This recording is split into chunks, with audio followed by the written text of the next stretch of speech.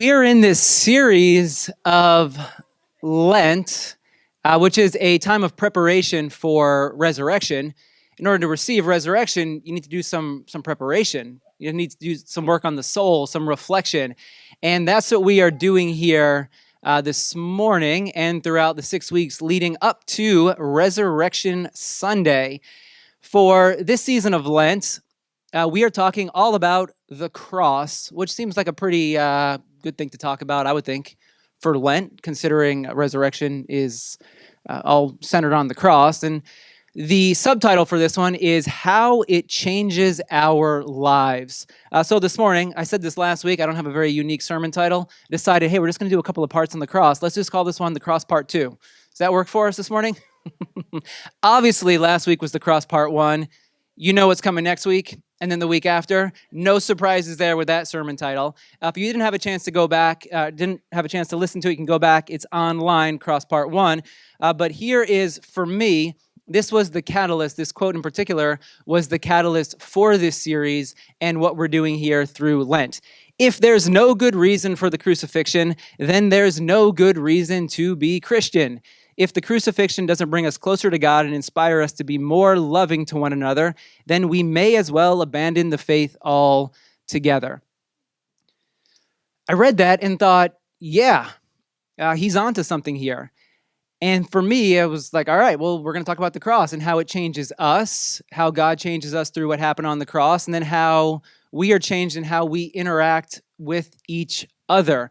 I said from the very beginning, what we're going to be doing here over these weeks is we're going to be looking at the cross from a few different perspectives, like a prism. You look at it from one angle and you see one thing, and then you shift the prism a bit, you look at it from a different angle, and you see something that you hadn't seen before.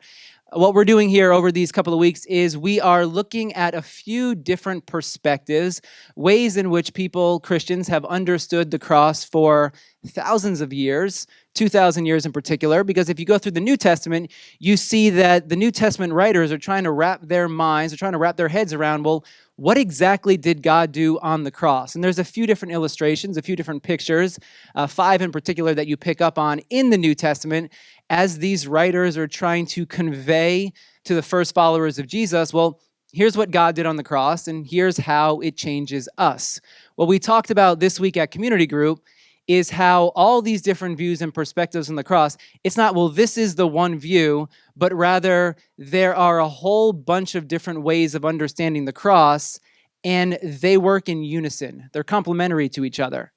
We're able to get a fuller picture of what happened on the cross as we look at all these different perspectives. That's what we see in the New Testament, and that's what we're going to be talking about this morning. One perspective that comes from this man right here. Has anyone ever heard of Rene Girard before? If not, you are in for a treat.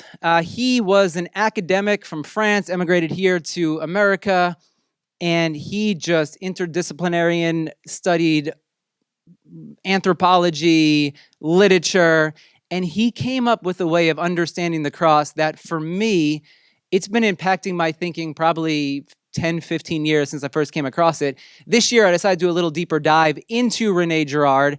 I'll give you the surface level Girard, like a Girard primer this morning. If you want to go a little deeper with him, I warn you, his books are dense. It takes quite a bit to get through. So if you're not up for that, that's totally fine. But there is a 5-part series on YouTube. It's about 4 hours long.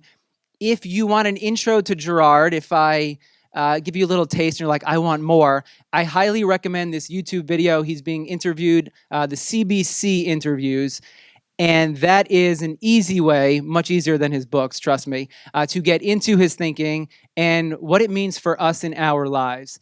And again, this sermon, oh my goodness, like 10, 15 years in the making. This is the first time that I'm really going to just fire hose you with all of Girard's stuff. Now, Girard came up with a theory called the mimetic theory. Has anyone ever heard of this before? I understand. We're very up here. We're very academic. I promise you. We're going to go to Genesis 3 in a moment. It's all going to make sense by the end of our 30 minutes here together. And then at the end, I did make it very, very, very practical. So there's things that you can take home with you. But we need to kind of dive into some of the academics here in a moment. So let's talk about mimetic theory. The mimetic theory that Girard discovered, and he discovered this basically by reading the great literature. He came here to America, he started teaching literature, and he realized that there's these common themes all throughout the greatest novels. And his theory, what he came up with, is that all human desire originates out of imitation. In other words, our desires come from what others have, or the things that others want, or what others view as desirable. What he said is that our desires don't originate from within, but rather from without. Desire, he says, is an attempt to imitate. Here's his quote: "Man is the creature who does not know what to desire, and he turns to others in order to make up his mind. We desire what others desire because we imitate their desires." Classic example, a few infants. There is a toy, and one of the infants is not interested in the toy. Then enter second infant. They are interested in that toy. What happens to the first infant? They now want the toy. They weren't interested in it before, but now because someone else is showing interest in it, they are now desiring that toy. This is mimetic theory 101. We want what other people want, what other people have. We might not be interested in something, but then because Richie's interested in it, well, now that's making me interested, and now I want the very thing that he has. This is how advertisements work. Advertisements are selling us desire. They're not selling us products. They're selling us desire, or we could say imitation. If you have this, doesn't matter what the product is, you will be just like them. And don't you want the very things that they have? Beauty, friendship, wealth, whatever they have. You don't care necessarily about the product. You care about having the type of life that is being displayed in that advertisement. So advertisements are all about mimetic theory. You can Google this. There's so many articles written about this. Now, this brings us to Genesis 3, because what we see with mimetic theory is actually what we see from the very, very beginning of the Bible. Here's Genesis 3, verse 1. "Now the serpent was more crafty than any of the wild animals the Lord God had made. And he said to the woman, 'Did God really say you must not eat from any tree in the garden?' So the woman said to the serpent, 'We may eat fruit from the trees in the garden, but God did say, you must not eat fruit from the tree that is in the middle of the garden, and you must not touch it, or you will die.' 'Well, you will not certainly die,' the serpent said to the woman, 'for God knows that when you eat from it, your eyes will be opened, and you will be like God, knowing good and evil.'" Question: where did this desire to eat of this fruit, where did it originate? Was it from Eve, or no, it was the serpent? From this crafty being. The desire wasn't from within, but rather it was this outside voice, this serpent planting that desire into Eve's mind. And then for Adam, where did the desire come from? From Eve. Not from within, but from without. Now, this is very, very important. And it's also really important that you understand what the serpent, what snakes in the ancient world, in the ancient Near East, what they represented. Sometimes we miss this because we don't have the historical context. But in the ancient Near East, snakes represented unformed chaos. Snakes were from the primordial ocean.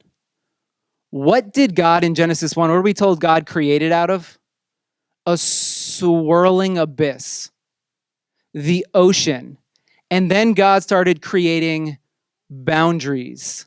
The serpent represents that which is the very opposite of creation. The serpent represents chaos. So, what we find in the very beginning of the Bible is an eternal choice that we still have today. Will we imitate non-being, chaos, the serpent, or will we imitate the Creator? God, the one whose likeness we are created in. Being created in the image of God, we are meant to, if we live into our fullest expression of who we are, we're meant to imitate this creator of love, of grace, of joy, of compassion. So from the very, very beginning, and it continues throughout all of history, humanity, all of us, we have a choice as to who, what we will imitate. Will we imitate non-being, chaos? And we all know what that looks like. We see it in our world all the time. Unfortunately, we see it in our lives all the time. Or will we imitate what true being looks like? We could say God is the truest picture of life, of what it means to be fully human. Now, we all know that imitation can be a good thing. This is how our children learn. You see someone who's acting out in love, and you desire to imitate the way of love. Someone acts in compassion, you're like, oh, I like that. I like how they're interacting with that person. It's contagious. What about mercy? About forgiveness? You hear a story about someone who's able to forgive, and it makes you want to at least move in the direction of forgiveness because they talk about what it did for them, and you see how free they are when they forgive. And so you want to imitate that way of being. So imitation can be a really, really good thing. That's actually how children learn to speak, I think, right? Am I right? I know we have a few speech pathologists here. They learn to mimic by watching other humans speak, by watching other adults speak. And that's why COVID was so difficult, because when you're now on a screen and not in person, the children aren't learning how to actually mimic and say words. I actually heard that the speech parameters have been dropped after COVID because so many kids are having trouble learning to speak because there's that whole imitation piece. So imitation, it can be a really, really good thing. But on the other hand, it can also lead to envy, jealousy, rage, unforgiveness, fear. You ever see how fear and paranoia can just be this contagion that spreads like a wildfire? Or violence. We all know this one. Kids, they're shaped more by what you do rather than what you say. You can say whatever you want to say about how to live your life, but others are watching. And others will know who you truly are by your actions, by what you do rather than what you say you will do. Now, we all know the story of humanity. Unfortunately, it's been shaped by conflict, which comes from the imitation of non-being. One person hits someone, enacts violence, and you want to strike back. Or you go and you enact violence on someone else because there's this pain that you're feeling, and so now you go and you act out against someone else. It's this endless cycle of violence that continues to perpetuate. So there are two paths. One, societal collapse. If the violence goes unchecked, then the society, the culture will completely disintegrate and will be no more. And so there are probably societies in human history this happened to. We don't know about them because they're gone. They've been wiped out. Or a second path is you can find a way to channel the violence in a way that does not lead to societal collapse. How are we doing so far with Gerard? We good? We tracking so far? Is this making sense? Okay. We imitate, and oftentimes it leads to violence. Now, throughout human history, humans have found a way to channel the violence. Right here. Anyone know what this is? This is an ancient altar. Sacrifice. Throughout human history, sacrifice has been a way to focus our collective violence on one victim. The earliest times, it was human sacrifice. And then humanity evolved, and it was no longer human sacrifice, but it became animal sacrifice. And this has been termed a scapegoat. You put an animal on the altar and you place all the violence, you direct all the conflict on that one being, and in a sense, it's cathartic because it releases the violence that you have within you. There's one object where all that rage, violence, conflict is directed. Here's a modern example: Frankenstein's monster. We see this throughout movies. We see this in our own lives, especially online.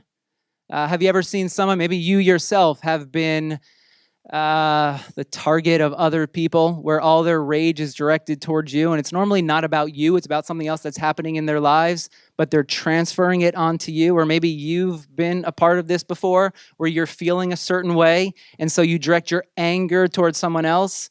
I mean, online, it's so much easier to do this than on person because you can just sit in your underwear downstairs in your basement and you can just like lob missiles at people and no one has to actually see you. You don't have to actually interact with them.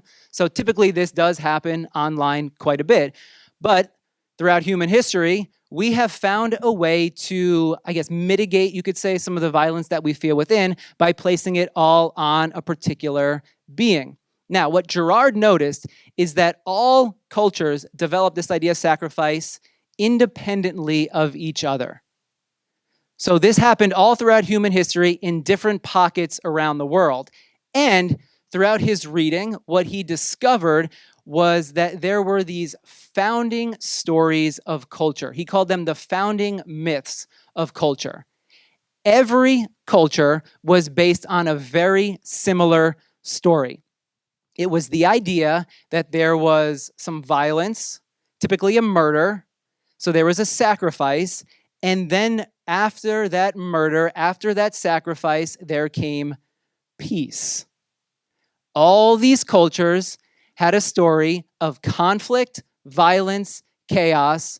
Someone was murdered, and then peace came to that culture. Here we have the founding of Rome. We have two siblings, and what do we know about siblings? Endless conflict. This is why you will find sibling rivalry all throughout the ancient world, because there's a story that's being told about conflict that's at the heart of the human experience. Remus and Romulus. Who murdered who? Romulus murdered Remus. There was conflict, there was a murder, and then peace was established, at least for a time.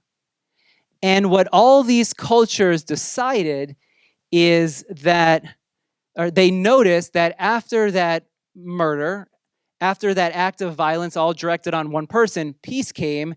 And so in order to keep the peace, well, you have to continue sacrificing. You have to constantly put a scapegoat right in front of the entire group, or you can direct all your rage, your violence, get it all out, purge yourself of everything that's there within you, because as a result of sort of draining the conflict within, well, now peace can ensue. And so these cultures would often reenact the founding myth, the founding murder, with sacrifice. And the scapegoat was always the one who was responsible for the conflict. If you think about Rome, Romulus, Remus, well, if peace came because Remus was murdered, well, obviously he's responsible. Obviously, he was to blame for the conflict. Now, here's where things begin to get interesting. Girard noticed in all of his reading that the Bible understands these founding murders differently than anywhere else. And here's the thing that has endlessly inspired me. When Girard noticed this, from studying all these ancient cultures and then looking at the Bible, he said there's something different, there's something unique about the story that's being told in the Bible, and as a result of this, he decided to become a Christian.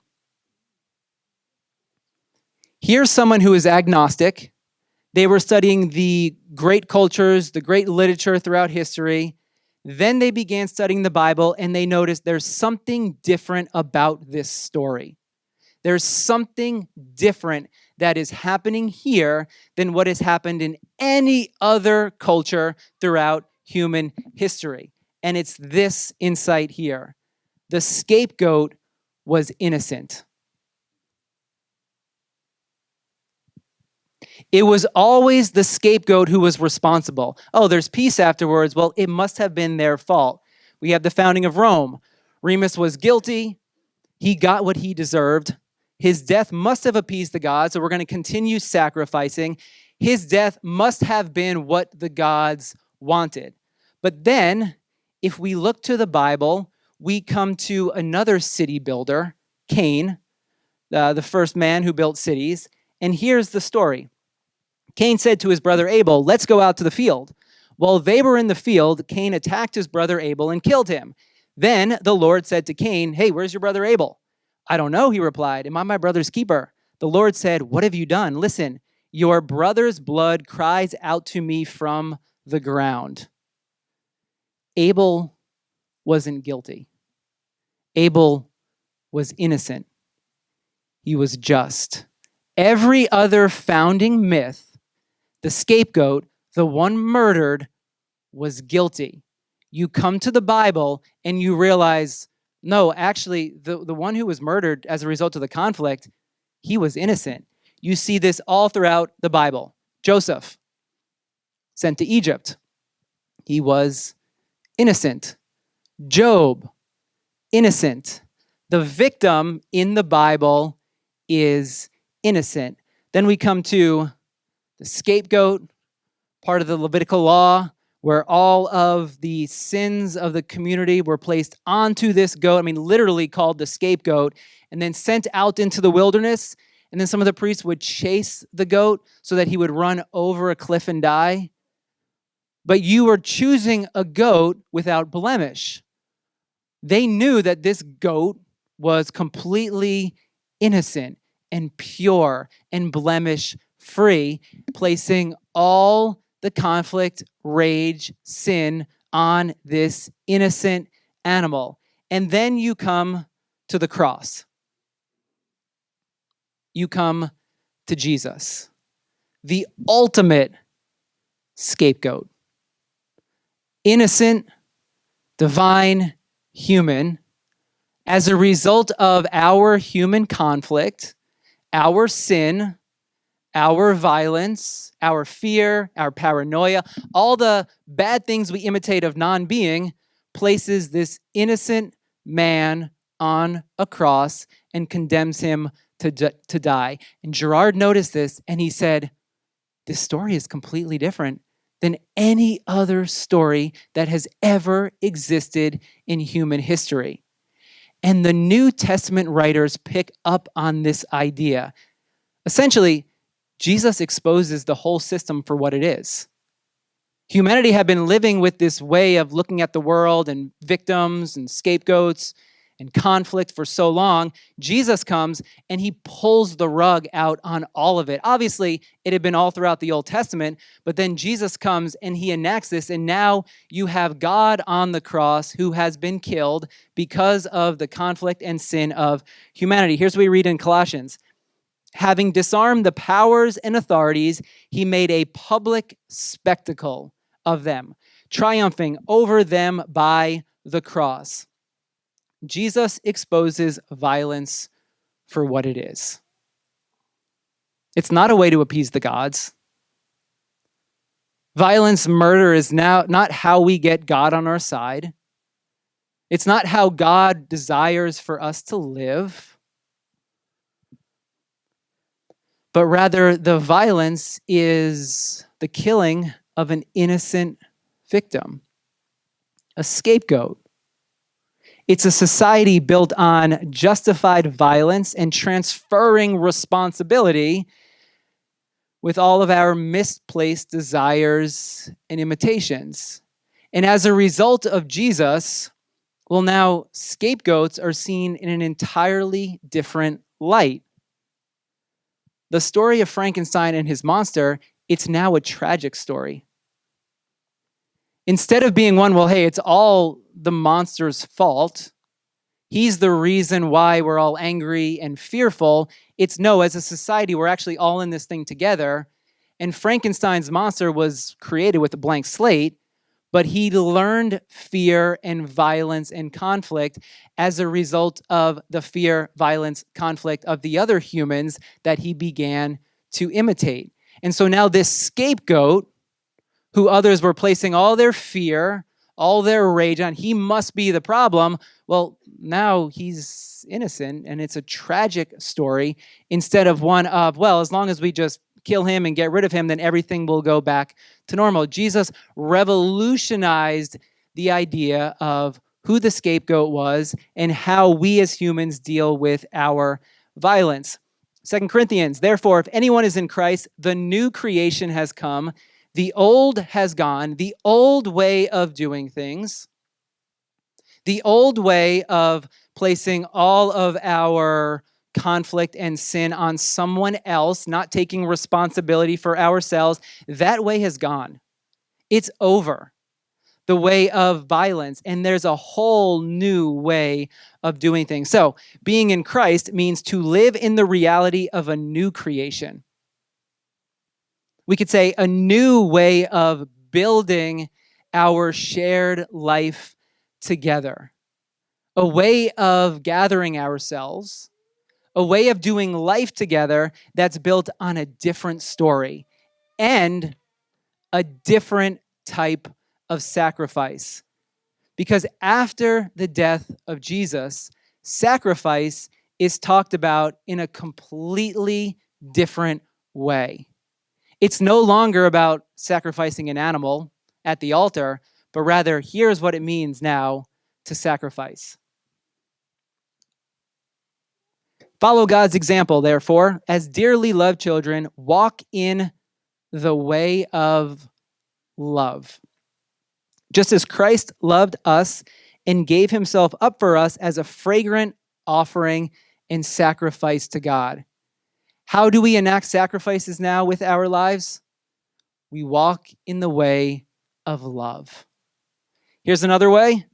Therefore, I urge you, brothers and sisters, in view of God's mercy, offer your bodies as a living sacrifice. Well, what's the point of an animal that's sacrificed? They're dead. So what Paul's saying here is it's not about the death of an animal here. It's about you with your very life, your very breath. You can offer sacrifice to God by how you treat others. Offer your bodies as a living sacrifice, holy and pleasing to God. This is your true and proper worship. Sacrificing the innocent has now been replaced with the love of neighbor. I mean, this is mind-blowing because for the world at this time, the way in which you make the gods happy, the way in which you get the gods on your side, the way in which you appease the gods, the way in which peace comes is you sacrifice an animal. But now we find a whole new way of living life. No. That's not what I desire. What I truly desire, the sacrifice that I'm after, is a sacrifice that you can live out with how you treat other people. Look at the example of Christ. Sacrifice, grace, forgiveness, mercy, love, compassion. That is to be the way in which you live your life. Now, I told you I'd make this very practical for us because Gerard can be up here sometimes. Let's bring it down to our level here. There's 3 questions we're looking at throughout Lent. What does the cross mean for us today? How are we to arrange our lives in response to the cross? How are we changed because of the cross? We're in Lent, a season of self-reflection. I have 3 questions for you to self-reflect on this week. First, what path is your life imitating? If you think about your life, the path that you're walking, what is it or who is it that you're imitating? Is your life imitating that non-being, the way of the serpent, as the New Testament calls it, Satan, non-being, the very opposite of God? Or is your life imitating true being, the picture that we're given of God through Jesus? What path is your life imitating? Because whatever you are looking at for that which you're imitating, well, that's creating the desires that you have within you. So who we're focusing on, what we're focusing on, truly matters because it guides the path that we are walking. Are our eyes set on non-being or true being? Second question. How does the cross expose any behaviors that are creating a victim of another? What the cross challenges us with, one of the many challenges, is to take ownership for our violence, to take ownership of our sin, to take ownership of all the ways that we have misplaced our imitation so that we can take responsibility for our actions. Jesus on the cross, it wasn't the result of one human, but our collective human actions. So the question for us is, well, how does the cross, looking at the cross, how does it expose any of our own behaviors that are creating victims, that are continuing the cycle of violence and conflict in our world? The cross calls us to confession and taking responsibility for our lives rather than simply blaming another and passing it off on, well, it's not my fault. It's their fault. Look at what they've done. Look at how they've acted. The cross tells us, well, we're all implicit. We're all of us are responsible for what has happened here. And then a third question. How can you offer yourself as a living sacrifice this week? This was Paul's challenge to the first followers of Jesus. Offer yourselves as a living sacrifice. How can you show love for your neighbor this week? How can you offer a fragrant aroma to God by the way in which you love your neighbor?